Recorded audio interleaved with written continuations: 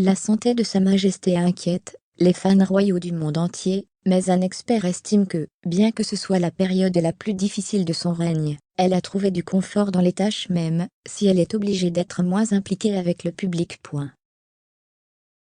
Katy Nicholl a déclaré à Vanity Fair que la reine appréciait toujours son rôle au service de la nation, ce qui la gardait jeune.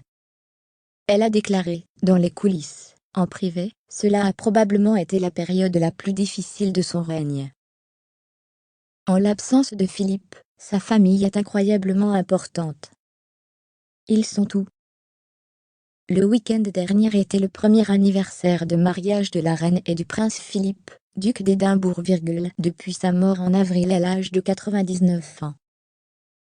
La santé de Sa Majesté a préoccupé les fans royaux du monde entier, mais un expert estime que, bien que ce soit la période la plus difficile de son règne, elle a trouvé du confort dans les tâches même, si elle est obligée de moins s'impliquer avec le public.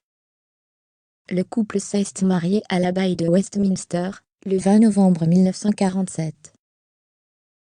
La reine a dit un jour à propos de son défunt mari: « Il a tout simplement été ma force et mon séjour pendant toutes ces années. » Malgré la période difficile qu'elle traverse, des sources proches du monarque ont déclaré au Mirror qu'elle se sentait bien, et prévoyait de se rendre à Sandringham au Norfolk vers le vendredi 17 décembre. Ils ont déclaré: « La reine a dit à tout le monde qu'elle se sentait beaucoup mieux ces derniers temps, et a très hâte de les accueillir pour Noël. » Comme beaucoup d'autres familles, ce sera la première fois que Sa Majesté pourra se réunir avec sa famille élargie après avoir été séparée si longtemps en raison de la pandémie de coronavirus. La nouvelle de l'intention de la reine de se rendre à Sandringham pour les fêtes de fin d'année a été accueillie avec soulagement, après que le pays a attendu avec inquiétude de savoir si elle assisterait au baptême de ses deux arrière-petits-enfants, Auguste et Lucas Philippe. Les deux bébés, les enfants de la princesse Eugénie et de Zara Tindall, ont été baptisés lors d'une cérémonie de baptême commune, qui s'est tenue dans une église privée, qui fait partie du Royal Lodge sur le domaine de Camp Windsor.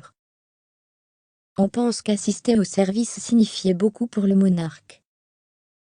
La commentatrice Penny Junor a déclaré au sein: « Je n'ai jamais entendu parler de deux bébés royaux baptisés ensemble comme ça. » La reine est très spirituelle.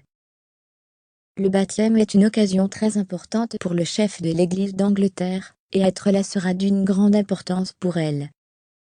Après l'absence de Sa Majesté au service du dimanche du souvenir du cénotace, en raison d'une entorse au dos, les partisans royaux ont célébré l'avoir quitté le baptême sur la banquette arrière d'un Range Rover noir.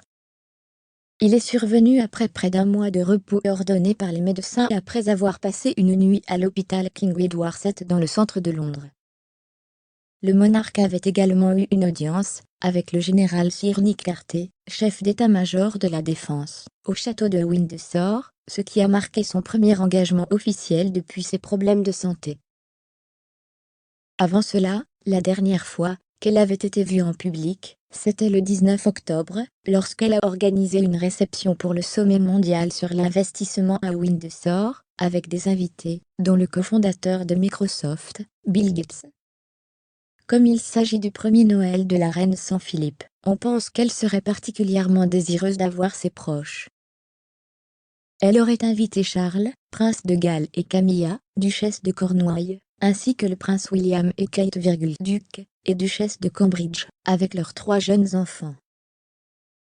On s'attend à ce que le monarque fasse le trajet de Windsor à Sandringham en hélicoptère, ce qui prend environ 50 minutes.